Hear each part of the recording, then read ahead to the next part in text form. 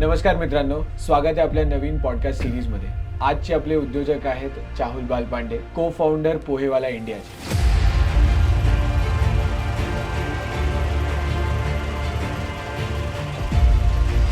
माझं civil engineering झालं आहे मेघे कॉलेज अमरावतीमधनं आणि मी भंडाराचे प्रॉपर आहेत. मला लोक विचारायचे की पोहा विकून तू कसं खूप मोठी कंपनी बनवू शकतो.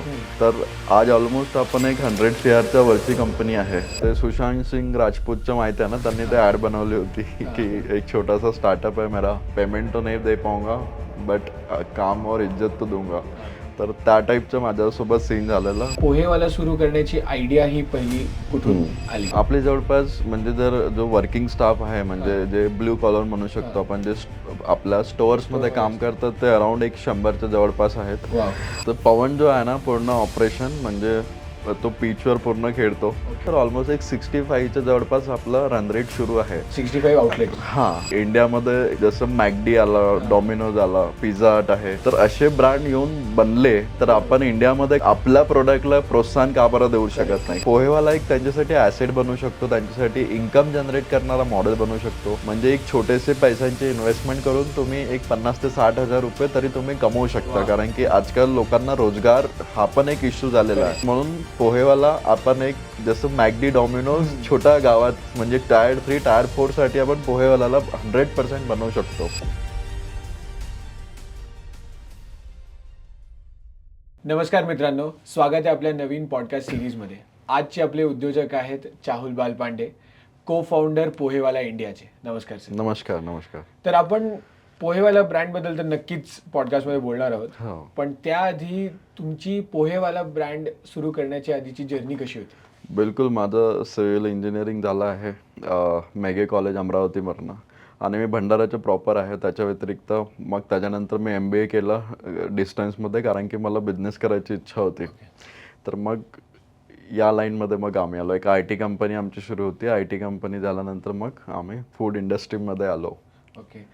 आणि तुम्ही तुमचे जे को फाउंडर आहेत त्यांना कसे भेटला आणि त्यांच्यासोबत तुमची इमेज कशी अलाइन झाली हे ब्रँड सुरू करण्यासाठी? बिलकुल. ते सुशांत सिंग राजपूतचं माहिती आहे ना, त्यांनी ते ॲड बनवली होती की एक छोटासा स्टार्टअप आहे मेरा, जॉब मतलब पेमेंट तो नहीं दे पाऊंगा बट काम और इज्जत तो दूंगा. तर त्या टाईपचं माझ्यासोबत सीन झालेला. माझ्या आईची तब्येत थोडी खराब झालेली, तर मी भंडारा गेलो होतो घरी. तर त्यावेळेला मी स्टेडियमला वॉक करायला गेलो, तर तेव्हा मला पवन भेटला आणि त्याचं नाव पवन आहे. तो भेटला मला आणि त्यांनी मला सेम तसंच म्हटलं की तुम्ही काय करता? तर मी म्हटलं की मी स्टार्टअपमध्ये वर्किंग करतो. तर तो बोलला की ठीक आहे, मी तुमच्यासोबत काम करू शकतो का? तर म्हटलं हो, करू शकते. मग तो आला. मग त्यांनी समजलं की माझी अलाइनमेंट काय आहे, माझं काम काय आहे. तर मग त्याच्यानंतर मग आम्ही सोबत आलो, काम केलं आणि आता तो पोहेवालामध्ये एक महत्त्वाचा पार्ट बनलेला आहे. तर तुमचे दोघांचे ड्युटीज कसे डिवायडेड आहेत? म्हणजे तुम्ही कुठले डिपार्टमेंट्स बघता आणि तुमचे को फाउंडर कुठले डिपार्टमेंट बघता? तर पवन जो आहे ना, पूर्ण ऑपरेशन म्हणजे तो पिचवर पूर्ण खेळतो आणि माझं राहते मी बिझनेस डेव्हलपमेंट स्ट्रॅटेजी हे मी बघतो. आणि साधारण किती लोकांची आता तुमच्याकडे टीम आहे? आपली जवळपास म्हणजे जर जो वर्किंग स्टाफ आहे म्हणजे जे ब्ल्यू कॉलर म्हणू शकतो आपण, जे आपल्या स्टोअर्समध्ये काम करतात ते अराउंड 100च्या जवळपास आहेत. आणि जे आपली कोअर टीम आहे म्हणजे जे आपण बॅक ऑफिस किंवा ऑफिसमध्ये जे वर्किंग करतात ते अराउंड 6 ते 8 लोक आहे आम्ही. तर तुम्ही पोहेवाला सुरू करण्याची आयडिया ही पहिली कुठून आली? म्हणजे की फूड ब्रँडमध्ये असे बरेचसे लोक ट्राय करत होते, पण पोहे हा टॉपिक का तुम्ही निवडला? बिलकुल. तेच जेव्हा पवन माझ्यासोबत जोडलेला त्यावेळेला आम्ही म्हणजे कसं आहे की पवनच्या घरून पॉकेट मनी नाही मिळायची, माझ्या घरून मिळायची, कारण की आई टीचर होती. तर ते पैसे यायचे घरून. काय वयामध्ये? हे मी माझ्या वयाच्या 22व्या-21व्या वर्षापासून झालेलं आहे ह्या गोष्टी. तर तेव्हा मला पॉकेट मनी भेटायची आणि पवनला नव्हती भेटायची. आणि आम्ही एका IT प्रोजेक्टवर काम करत होतो आणि आमच्याकडे रात्रीचा वेळ खाली राहायचा. तर आम्हाला कसं आहे की आम्ही शिकलेले लोक होतो, तो पण मेकॅनिकल इंजिनियर आहे, मी सिव्हिल इंजिनियर. तर आम्ही त्या प्रोजेक्टवर काम करत असताना आमच्याकडे रात्रीचा वेळ खाली राहायचा. तर मग रात्रीच्या वेळेला आम्ही काय विकलं पाहिजे, कारण की असं करायचं होतं की जेणेकरून आपली पर्सनॅलिटी पण समोर नाही आली पाहिजे आणि लोकांना आपल्याला 2 पैसे पण भेटले पाहिजे आणि लोकांना त्यांचं प्रोडक्ट पण भेटलं पाहिजे. आणि त्यावेळेला आम्ही होतो नागपूरमध्ये. तर नागपूरमध्ये कसं आहे की पोहे एक अशी गोष्ट आहे की प्रत्येक 1-2 मिनिटाच्या रस्त्यावर तुम्हाला कोणी ना कोणी विकणारा भेटणार. तर मी म्हटलं की खूप जास्त डोकं न लावता एकदम बेसिक प्रोडक्ट आपण फंडामेंटल जो प्रत्येक घरी बनतो. आणि तुम्हाला पण माहिती आहे की पोहे म्हणजे एक काय म्हणतात त्याला, फिलिंग आहे. म्हणजे प्रत्येक इंडियन फॅमिलीमध्ये घरी पोहा बनल्याशिवाय राहणार नाही असं तर आहेच.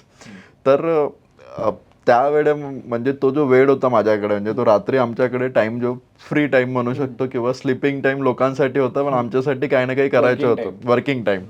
तर मग आम्ही रात्री 10 ते सकाळी 4च्या दरम्यान डिलिव्हरी प्लॅटफॉर्म सुरू केलं. ज्या वेळेला झोमॅटो रात्रीला सर्व नव्हता करत, तो दिवसाला सर्व करायचा.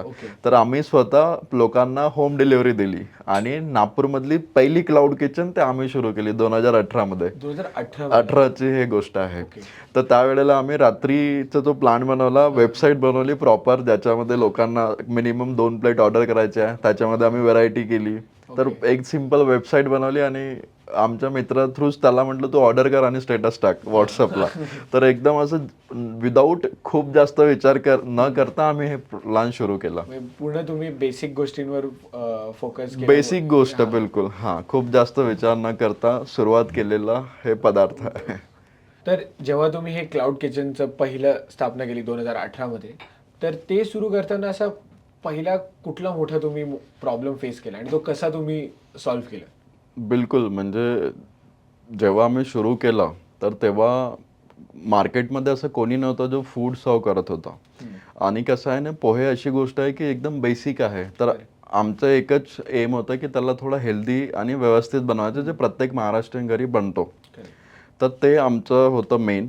तर आम्हाला सगळ्यात मोठा टास्क होता डिलिव्हरी, कारण की ज्या दिवशी आम्ही किचन सुरू केली तर त्या दिवशी आम्ही नंबर पण टाकलेला तिथे. जसं तर प्रत्येक जिल्ह्यामध्ये कसं असतं की एक फूडीज ग्रुप असते, तर तिथं आम्ही नागपूर फूडीजमध्ये आम्ही ॲड केलं होतं की आम्ही असं असं सुरू केलं आहे.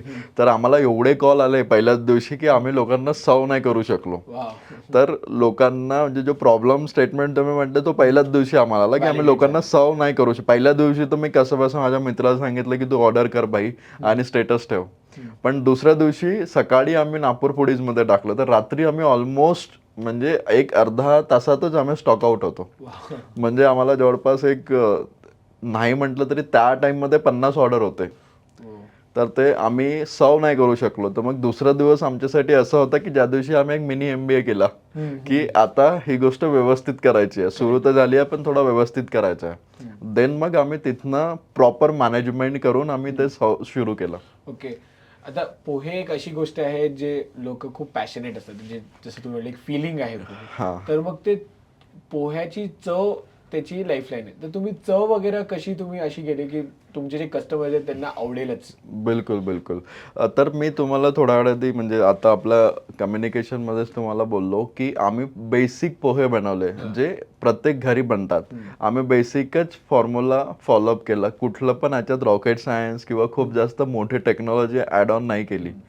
फक्त आम्ही हे केलं की जे म्हणतात ना की मन आहे की म्हणजे कोणी पण काहीतरी मोठं करतो तो फक्त डायरेक्शन चेंज करतो सेल करण्याची. तर ते आमचा जो प्रॉस्पेक्ट होता, म्हणजे जे आमची मार्केटिंग कशी होती, आमची मार्केटिंग तीच होती की मिनिमम तुम्हाला 2 प्लेट बोलवायचे आणि एक पाणी बॉटल फ्री देणार. तर ते आम्ही कॉन्सेप्ट तसं ठेवलं होतं. तर ते लोकांना जास्त पटलं. आणि बेसिक जसं फूडचं ते बोललो तुम्हाला, तर फूड असं होतं की लोकांना आपल्याला चांगलंच फूड द्यायचं आहे. कारण की आपण चांगलं घरचे फुकट काही झालं, कारण की कोणी पण यातला फूड बॅकग्राऊंडचा नव्हता. आमची पहिली मीटिंग अशी की कोण काय बनवेल अशी मीटिंग होती. तर म्हणून फूडमध्ये काही कॉम्प्रोमाइज नव्हता. सिमिलर पोहे एकच व्यक्ती बनवायचा आणि तोच मग आम्ही सर्व करायचो. आणि आम्ही असं बनवून नाही ठेवायचं, म्हणजे जसं तुम्ही पण बघत असाल की लोक पोहे बनवून ठेवतात आणि मग सर्व करतात. तर ते आपल्या ह्याच्यात नव्हतं. आपण लोकांना पोहे फ्रेश बनवून देत होतो. तर हे तुमचं जे क्लाउड किचन मॉडेल होतं ते 2018मध्ये सुरू झालं. पण जेव्हा कोविड वगैरे सुरू झालं तेव्हा तुम्हाला काय बॅकलॅशेस वगैरे आले, कसं बिलकुल. तेव्हा तुम्ही ती जर्नी नॅव्हिगेट केली? हो, तर आमची म्हणजे सुरुवात जसं क्लाउड किचन पासून सुरू झाली, तर क्लाउड किचन पासून सुरू झाल्यानंतर आम्ही 2020 मध्ये म्हणजे 2019 मध्ये आम्ही पहिला स्टोअर केला. 1 नोव्हेंबर 2019 ला आम्ही पहिला स्टोअर केला आणि तो स्टोअर पण असा होता की ऑलमोस्ट 1000 स्क्वेअर फीटची प्लेस होती. तर ते लोकांसाठी शॉकिंग होता कि भाई पोहे की शॉप आज तक के तो हम स्ट्रीट पे खाते थे, लेकिन आज किसी ने इतनी बड़ी शोरूम करके पोहे बेच रहे. तर हे लोकांसाठी खूप अपिलिंग होता. आणि विथ गॉड ब्लेस किंवा जे आमची मेहनत होती म्हणजे क्लाउड किचन पासनं जे आम्ही मेहनत केली होती तर लोकांना खूप अपिलिंग वाटली. तर त्यामुळे जेव्हा आम्ही स्टोअर सुरू केलं तर आम्हाला एकदम भरगाव रिस्पॉन्स मिळाला. म्हणजे कॉलेज स्टुडंट पासनं तर ते ऑफिस कर्मचाऱ्यांपासनं तर फॅमिली पर्यंत म्हणजे प्रत्येक कॅटेगरीचे लोक आपले कस्टमर आले. तर ते खूप आम्हाला ऍक्सेप्टन्स लोकांनी प्रेम दिलं, त्याच्यामुळेच आम्ही पीक झालो त्या टाइम मध्ये. आणि मग कोविड आला म्हणजे 2020 मध्ये कोविड आला. तर तो आम्हाला असं हिट केलं की पहिला वेव होता तर लोकांना माहिती नव्हतं की एक्झॅक्ट काय आहे, कारण की कोणी ऑडिओ पाठवायचे, कोणी डॉक्टर व्हिडिओ बनवायचे, तर कोणी बोलणार आपल्या ओळखीपैकी कोणी सांगायचं की दादा हे असं असं सुरू आहे. तर त्याच्यामुळे पहिल्यांदा भीती खूप होती लोकांमध्ये. तर आम्ही आमचे जे सगळे ऑपरेशन्स आहेत ते आम्ही थांबवले होते की म्हटलं आपण नंतर करू. तर म्हणून मग तो आम्हाला हिट असं झाला की आम्ही 1-2 ते 3 महिन्याचा जो स्पॅन होता त्याच्यामध्ये आम्ही सर्व्हिस ऑफ ठेवलेली आणि मग त्याच्यानंतर आम्ही पुन्हा रिस्टार्ट केलं. तर ते रिस्टार्ट करताना पण आम्ही याच्यासाठी पॉझिटिव्ह होतो, कारण की लोकांना माहिती होतं की हे थोडे हायजीन पोहे सर्व करतात. तर दॅट्स वाय की तो मुवमेंट आमच्यासाठी प्रॉपर ठरला. सो म्हणजे नक्कीच एका कुठल्या पण फूड ब्रँडसाठी सगळेच लोक तुमचा कस्टमर बेस असण्याची पॉसिबिलिटी आहे, ही खूप चांगली गोष्ट आहे. बिलकुल बिलकुल. तो मग आता 2020 नंतर जेव्हा तुम्ही परत आउटलेट्स वगैरे काढणं वगैरे सुरू केले, तर मग आजच्या घडीला पोहेवालाचे केवढे आउटलेट्स आणि कसे कसे स्प्रेड आहेत? बिलकुल बिलकुल. आता आपण 4 स्टेटमध्ये आहे, म्हणजे छत्तीसगडमध्ये आहे, त्याच्यानंतर MP मध्ये आहे, कर्नाटकामध्ये आपलं चांगलं स्कोप ऑफ आहे आणि महाराष्ट्रामध्ये तर आहेच. आणि बिलकुल अजून आपल्याला याला ग्रो करायचं आहे. तर अगर नंबर वाईज तुम्ही मला विचारलं तर ऑलमोस्ट 65च्या जवळपास आपलं रन रेट सुरू आहे. 65 आउटलेट्स. आणि आपण कसं आहे की आपण म्हणजे खूप अग्रेसिव्ह मार्केटिंग नाही करत की आपल्याला फ्रँचायझी प्लॅन मध्ये जायचं आहे की कोणाला फ्रँचायझी द्यायची आहे. जर इफ समवन इज इंटरेस्टेड तो आपल्याकडे येतो, आपण त्यांना प्लॅन सांगतो आणि मग आपण वर्किंग करतो. सो मग पोहेवालाचं जे कोर बिझनेस मॉडेल आहे ते एक्झॅक्टली कसं आहे? म्हणजे जर कोणाला पोहेवालाची फ्रँचायझी घ्यायची असेल का तुमच्यासोबत असोसिएट करायचं असेल तर तो कसं करू शकतो? बिलकुल. याच्यामध्ये पण कसं जसं मी तुम्हाला आताच बोललो की आम्ही अग्रेसिव्ह मार्केटिंग करत नाही. तर आता वर्किंग मॉडेल असं आहे की आम्ही आमचे स्वतःचे पण स्टोअर करतो आहे. आता जवळपास आमचे 8 स्टोअर जे आहेत ते स्वतःचे आहेत. तर जिथून आमचं ब्रेड अँड बटर किंवा आमचे सगळे खर्च निघतात. त्याच्या व्यतिरिक्त आम्ही लोकांना फ्रँचायझी पण देतो, जे लोक इंटरेस्टेड आहेत. आम्ही स्वतः स्काउटिंग करतो की प्लेस कशी असली पाहिजे, त्यांचा बिझनेस कसा सर्व्हाइव्ह करेल. आणि त्याच्या व्यतिरिक्त याच्यामध्ये आमचे वेगवेगळे मॉडेल्स आहेत. म्हणजे एक छोटासा एक्सप्रेस मॉडेल म्हणू शकतो जो ऑलमोस्ट 75 to 150 स्क्वेअर फीट मध्ये आपण करतो. मग 150 स्क्वेअर फीट पासनं त्याच्यावरचा जो म्हणजे एक 500 स्क्वेअर फीट पर्यंतच्या मॉडेलला आपण QSR म्हणू शकतो, जो क्विक सेलिंग रेस्टॉरंट जे आहेत. तर तो एक मॉडेल झाला. त्याच्यानंतर आम्ही पोहेवालाचं स्पोर्ट्स कॅफे बनवला आहे. ते पहिल्यांदा स्पोर्ट्स कॅफे आम्ही बनवलाय नागपूरमध्ये, ज्याच्यामध्ये त्याच्याबद्दल थोडं डिटेल याच्यासाठी सांगू इच्छितो, कारण की एक छोट्याशा प्रोडक्ट सोबत म्हणजे QSR म्हणजे छोटासा प्रोडक्ट म्हणजे एक 30 ते 50 किंवा 100 रुपयापर्यंत बिलिंग सायकल असलेल्या प्रोडक्टमध्ये आपण लोकांना स्पोर्ट्सची क्वालिटी देतो आहे. म्हणजे तिथे येऊन तुम्ही खा आणि खेळा पण. तर हे आपण पहिल्यांदा केलं. तर दॅट इज द म्हणजे कॅफे मध्ये अजून काय काय म्हणजे थोडंसं अजून डिटेल मध्ये, कारण की बरंच इंटरेस्टिंग आहे. बिलकुल बिलकुल. तर त्याच्यामध्ये आपला पूर्ण मेनू असतो. आपल्या जेवढे पण प्रोडक्ट लाईन आहे पोहेवालाचे पूर्ण मेनू आणि स्पोर्ट्स ऍक्टिव्हिटीमध्ये म्हणजे जसं जे आता लेटेस्ट आहे, कोणाला पूल खेळायचं आहे, कोणाला PS7 जे पण आहे. आता मला एवढं अपडेट नाही आहे की कुठलं आहे, पण ते PS5 जे खेळतात लोक ते आहे. त्याच्या व्यतिरिक्त एअर हॉकी वगैरे आहे. तर अशा टाईपचे गेम आम्ही त्याच्यामध्ये ठेवले आहे. फन आणि हेल्दी बिलकुल कॉम्बिनेशन आपण केलं. येस, ग्रेट कॉन्सेप्ट आहे. तर त्याच्यामध्ये आपण करतो. अशा पद्धतीने एक 3 ते 4 मॉडेल्स आहेत आपण त्याच्यामध्ये वर्किंग करतो आहे आणि आपण प्रॅक्टिकल करतो आहे. म्हणजे जसं कोणाला पण फ्रँचायझी पाहिजे आहे तर आपण आता ऑब्व्हियसली नंबर सांगेन मी तुम्हाला, त्याच्यावर ज्यांना पण पाहिजे ते करू शकतात आणि आपण त्यांना प्रॅक्टिकल सांगतो. आपलं खूप असं नाही की तुम्ही घ्या घ्या घ्या असं आपण बिलकुल करत नाही. ज्यांना पण इंटरेस्ट आहे ते करतील. आपण आपल्याकडनं कधी पुश केलेलं नाहीये. ते एक खूप असा एक प्रश्न मला येतोय की तुमच्या बिझनेस मॉडेलमध्ये दोन आहेत, तुमचा कंझ्युमर एक आहे आणि तुमचा कस्टमर एक आहे. कस्टमर एक आहे. तर तुमचे कस्टमर जे फ्रँचायझी वगैरे लावणार ते झाले, Yes, तुमचे yes. कंझ्युमर हे तुमचे पोहेचे मेन्यू वगैरे खाणारे लोक. बिलकुल. तर तुम्ही दोन्हीकडे कुठले मार्केटिंग वेज तुम्ही वापरलेत? बिलकुल बिलकुल. जसं मार्केटिंगचे जर बोलायला गेलं ना तर एक खूप सुंदर म्हण आहे की जसं तुम्ही आपले प्रोडक्ट व्यवस्थित केलं ना, म्हणजे पोह्यांची टेस्ट तुम्ही एकदम प्रॉपर केली तर ऑटोमॅटिक तुमचा कंझ्युमर क्लास बनत राहील. वर्ड ऑफ माउथनी स्प्रेड. वर्ड ऑफ माउथनी spread is the biggest marketing म्हणजे जर बोलायला गेलं. करेक्ट. आणि बिलकुल. आणि अजून एक तुम्हाला सांगतो आमच्या प्रोडक्टमध्ये की माझे मॅक्सिमम जे फ्रँचायझी ओनर्स आहेत ज्यांनी आपला व्यवसाय सुरू केलाय पोहेवाल्याचा, ते माझे पहिले कस्टमर होते. आणि मग कस्टमर नंतर ते आपल्याला विचारलं की दादा आम्ही करायला पाहिजे, करू शकतो का? तर त्या पद्धतीने आपण समोर गेलेलो आहे. Okay, great. म्हणजे तुमचे कंझ्युमरच पुढे जाऊन तुमचे कस्टमर फ्रँचायझी मॉडेल. बिलकुल बिलकुल. त्यांनी तुमची पण विजन पुढे अजून ग्रो केलं. ग्रेट.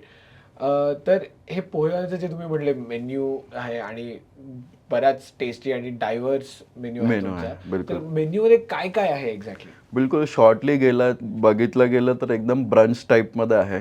म्हणजे तुम्हाला नाश्त्यामध्ये पोहे, उपमा, साबुदाणा खिचडी, त्याच्या व्यतिरिक्त आपले पराठे, पुरणपोळी, पराठ्यांमध्ये पण प्रकार सगळे, तर वडापाव, मिसळपाव, त्याच्यानंतर शेक सगळ्या प्रकारचे, चाय, कॉफी.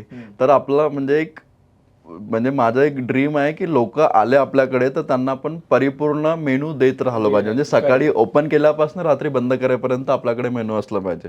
आणि तुमच्याकडे पोह्याचे कुठले कुठले व्हरायटीज आहेत? हा बिलकुल. पोह्यांमध्ये आपल्याकडे 6 व्हरायटीज आहेत. म्हणजे रेग्युलर आपले कांदा पोहे जे घरी आपण प्रत्येक महाराष्ट्रीयन घरी बनतात. त्याच्या व्यतिरिक्त आमच्या नागपूरकडे तर्री पोहा खूप खाल्ला जातो, तर तर्री पोहे आहे. त्याच्या व्यतिरिक्त इंदोरी पोहे, पनीर पोहे, चिवडा पोहा आणि मिसल पोहा. तर अशा पद्धतीने ऐकूनच तोंडात पाणी. बिलकुल. सो पनीर पोहे वगैरे बरेचसे युनिक तुम्ही असे फ्लेवर्स काढले आणि हे सगळे ऑल आउटलेट्सला हे सगळे ऑल आउटलेट्सला अवेलेबल आहे. ओके. आता कुठलंही फूड ब्रँड असेल कुठला पण, तर त्याच्यासाठी जोपर्यंत कस्टमर त्याला जिभेवर घेऊन टेस्ट करत नाही तोपर्यंत तो कन्व्हिन्स होत नाही की मी हे प्रोडक्ट घ्यावं का, या रेस्टॉरंट मध्ये जावं का नाही. तर तुम्ही ती चव, कन्सिस्टंट चव कशी राखता अक्रॉस ऑल युअर आउटलेट्स, म्हणजे तुमचे सगळे फ्रँचायझी आउटलेट्स आहेत, हाऊ डू यू एन्श्योर? 100%. तर कसं आहे ना की जसं सेव, चिवडा, मिसळ हे जे आहे ना आम्ही स्वतः बनवतो आमच्या फॅक्टरीमध्ये.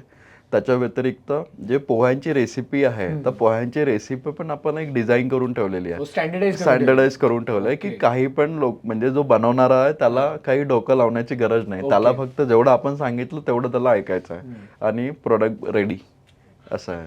सो त्यामुळे सगळी टेस्ट वगैरे कन्सिस्टंट राहते. बिलकुल. आणि हायजीन वगैरेसाठी तुम्ही काय काय प्रिकॉशन्स वगैरे घेतात बाकी? कारण की जसं तुम्ही म्हटले नागपूरमध्ये कल्चर असं नॉर्मल रोड साईड ठेऱ्यावर वगैरे पोहे मिळतात, तुम्ही हा हायजीन कन्सिस्टंट चवचा कन्सेप्ट आणला. बिलकुल. तर तुम्ही हायजीन वगैरे कशी मेंटेन करता? बिलकुल. हायजीन मेंटेन करणे म्हणजे एकदम सोपी आहे. म्हणजे खूप कॉम्प्लिकेटेड गोष्ट नाही आहे ही. तर ती सिंपल अशीच आहे की जिथे पोहा बनतोय ती जागा तुम्हाला व्यवस्थित ठेवायची आहे, जिथे कस्टमर खात आहेत ती जागा व्यवस्थित करायची आहे आणि जिथून तुम्हाला लोकांना पोहे द्यायचे आहे, सर्व करायचे आहे, ती जागा व्यवस्थित. म्हणजे 3 कंपोनेंट तुमचे व्यवस्थित असले ना तर हायजीन ऑटोमॅटिक फॉलोअप होतो. तुमच्या म्हणण्याने एक इम्पॉर्टंट पॉईंट असा आहे की गोष्टी सिंपल ठेवल्या त्या बरोबर नीट राहतात आणि लोक पण त्याच्यामध्ये एकानंतर एक जोडल्या जातात.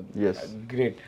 तर माझ्या बरेचसे आमच्या जे पॉडकास्टवर उद्योजक वगैरे जे सगळे येतात तर त्यांना सगळ्यांना आम्ही हा प्रश्न विचारतो की as a founder, as a उद्योजक अशी एक कुठली गोष्ट जी तुम्हाला तुमच्या जर्नीमधनं हायलाईट करावीशी वाटते, जे बाकीचे जे आपले ऑडियन्स आहेत त्यांना प्रेरित करेल का त्यांना पुश करेल टुवर्ड्स ऑन्टरप्रिनरशिप? बिलकुल. म्हणजे जसं मी माझ्या जर्नीबद्दल सांगितलं आणि तुम्ही ऐकलं, आणि त्याच्यामध्ये एकच आपण बोलू शकतो की सिंपल गोष्ट पण मोठी होऊ शकते. आज म्हणजे मला लोक विचारायचे की पोहा विकून तू कसं खूप मोठी कंपनी बनवू शकतो.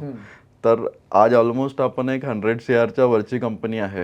आणि येणाऱ्या काळामध्ये माझी अशी इच्छा आहे की इंडियामध्ये जसं मॅकडी आला, डॉमिनोज आला, पिझ्झा हट आहे, तर असे ब्रँड येऊन बनले तर आपण इंडियामध्ये का बरं आपल्या प्रोडक्टला प्रोत्साहन का बरं देऊ शकत नाही? कारण की आपण जेवायला आपण रोज बाहेर जाऊ शकत नाही, पण नाश्ता तर आपण हमखास करतो बाहेर.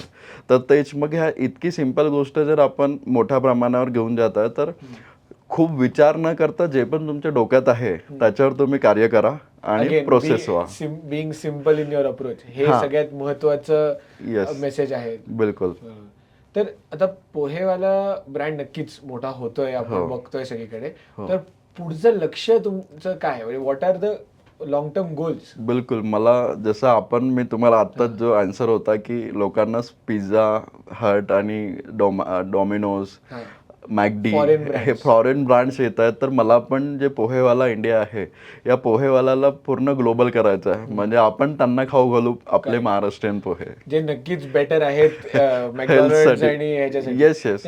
खूप इंटरेस्टिंग आहे कारण की भारतामध्ये आपण लोक वेस्टर्न साइडनी इन्फ्लुएन्स होऊन बरेचसे डॉमिनोज म्हणजे पिझ्झाज आणि बर्गर या सगळ्या गोष्टींमध्ये इतके घुरपटलेलो आहोत. बिलकुल. मागच्या 10-15 वर्षामध्ये जेव्हापासून ते मार्केटमध्ये आले, तर आपण हे पोहे आणि अजून इतर जे आपले लोकल डेलिकसीज आहेत त्यांचे ब्रँड्स उभरताना दिसले नाही. आणि पोहेवाला हे खूप युनिक आणि वेगळं राहिलेलं एक्झाम्पल आहे, जे नक्कीच तुम्ही त्या लेवल पर्यंत घेऊन जाल त्याला.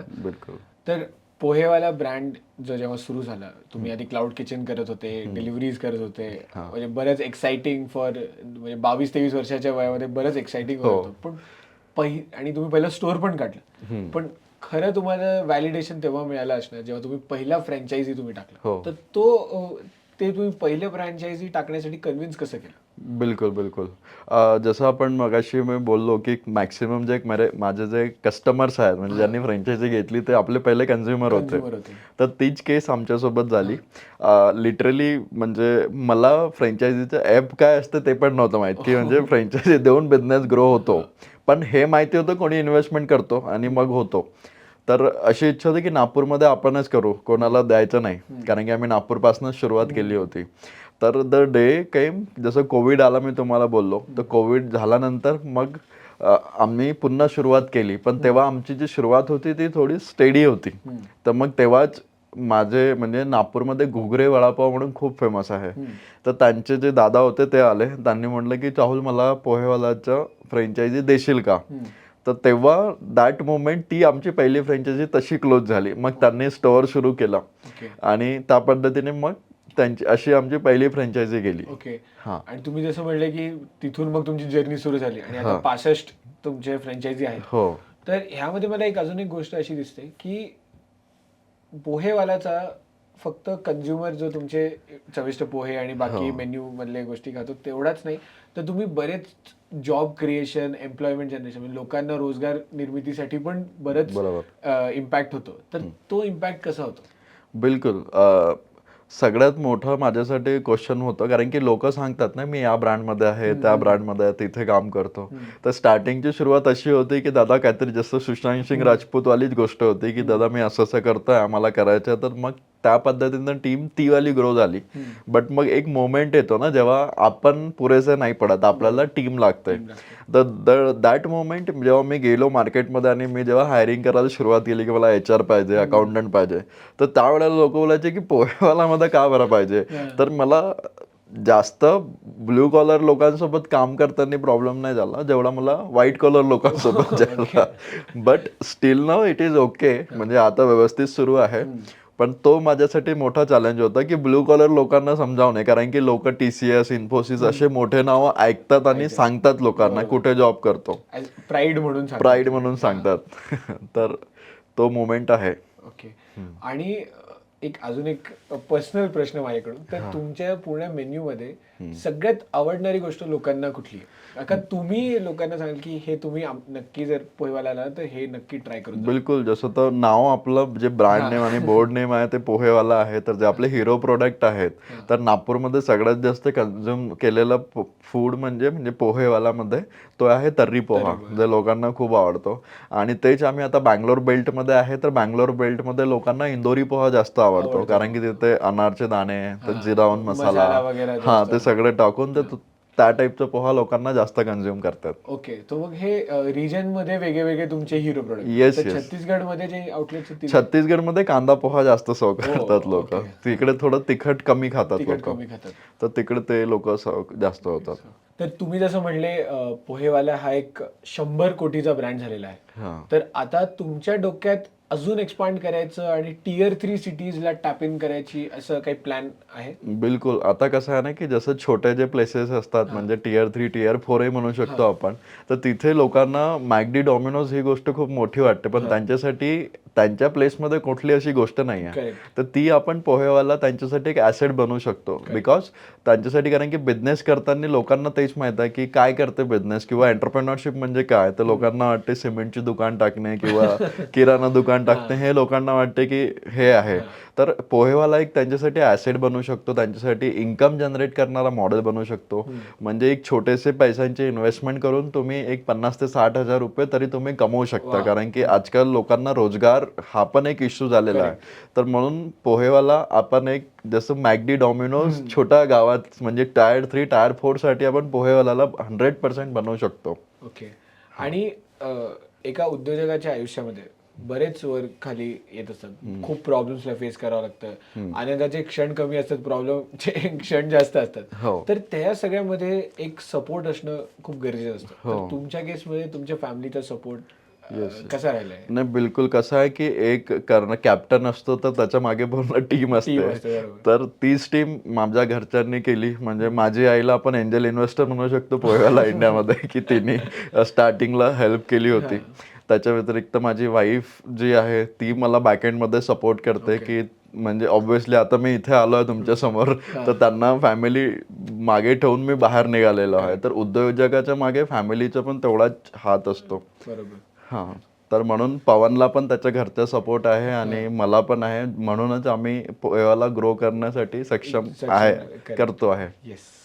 तर आपल्या जे व्ह्युअर्स आहेत त्यांना एक अशी एक सल्ला कॅमेरामध्ये बघून की तुम्ही काय द्यायला हे करणं प्रिफर, की त्यांनी पण कसं सुरू करावं आणि काय करावं? नाही, बिलकुल. म्हणजे एक सिम्पल जे मी तुम्हाला सांगतो, की म्हणजे माझ्या लाईफस्टाईलमध्ये, माझ्या जर्नीमध्ये झालेली गोष्ट तीच आहे, की कुठली पण गोष्ट खूप कॉम्प्लिकेट न करता सिम्पल पद्धतीने त्याच्या सामोरे जा आणि करून बघा. आयदर तुम्ही शिकाल किंवा जिंकाल. बरोबर. येस. अजून खूप गप्पा मारायच्या आहेत चाहुल सरांसोबत, पण आत्तासाठी आपण नेक्स्ट पॉडकास्टमध्ये त्यांच्यासोबत अजून बोलूयात. आणि पोहेवाल्याचे सगळे डिटेल्स आम्ही डिस्क्रिप्शनमध्ये टाकले आहेत. जर तुमची इच्छा आहे पोहेवाल्याची फ्रँचायझी टाकण्यासाठी, तर त्यांचा कॉन्टॅक्ट नंबर दिलेला आहे, तुम्ही त्यावर संपर्क करू शकतात. बाकी फॉलो करा, लाईक करा, सबस्क्राईब करा मराठी बिझनेसमॅन चॅनलला. थँक्यू.